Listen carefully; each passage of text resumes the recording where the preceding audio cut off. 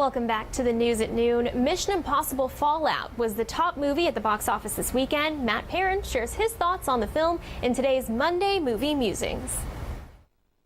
Welcome to another Monday. The box office was up this weekend, and no real surprise, the newest Mission Impossible cruised to the #1 spot. Yeah, you see what I did there. The sixth installment in the franchise also had the biggest opening weekend, and in fact, it fell just short of being Tom Cruise's largest opening altogether. So of course I had to check it out, and without any further ado, here's my take on Mission Impossible Fallout. Our film begins 2 years after the events of the previous. Solomon Lane is in custody, and the CIA has been hunting down and killing the members of the syndicate.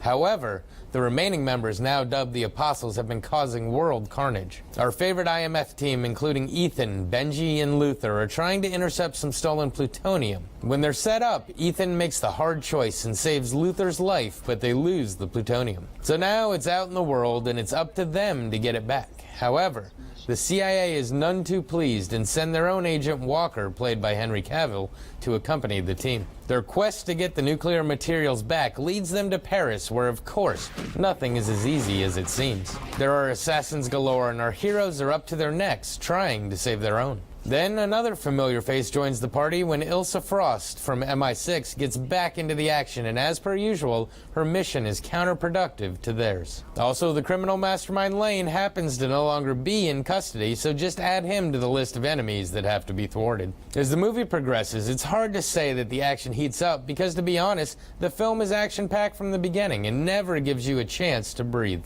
The search for the plutonium, along with Lane and the Apostles, stretches across Western Europe into Asia. There are double and triple agents left and right, and of course, with Mission Impossible mass technology, you're never quite sure who is who. One thing is for sure, and that is that Lane just doesn't want to tear down the world. He wants to tear down Ethan himself. The action, excitement, and hair-raising stunts aren't going to stop till a resolution is met one way or the other. So, what to say about this one? In my opinion, unlike most, this franchise just continues to get better and better. This is technically Mission Impossible 6, but I would call it Mission Impossible 5.5 because it is a straight continuation from Rogue Nation. As I mentioned, the action is continuous with very little downtime. Make sure you hit the restroom before you walk into the theater because there's no way you want to leave your seat during it. My one problem would be with the marketing. A lot of the twist aspects of the film are given away if you watch the trailers closely, and a lot of the footage shown in the trailers doesn't appear in the actual theatrical cut of the film. But that's not the movie's fault. I enjoy the recurrence of characters in these later films. The first couple you were mainly rooting for Tom Cruise, but now there's a handful of characters that we really care about, and it allows us to feel some of the conflict that the characters themselves would be feeling.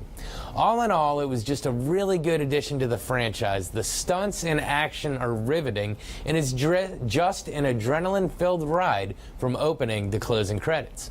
Of course, if you haven't seen any of the other ones, don't start here, but if you've enjoyed any of the previous films, this one definitely is not going to let you down. This has been your Monday Movie Musing. Back to you. All right, stick with us. Tyler has one last look at the forecast right after the break.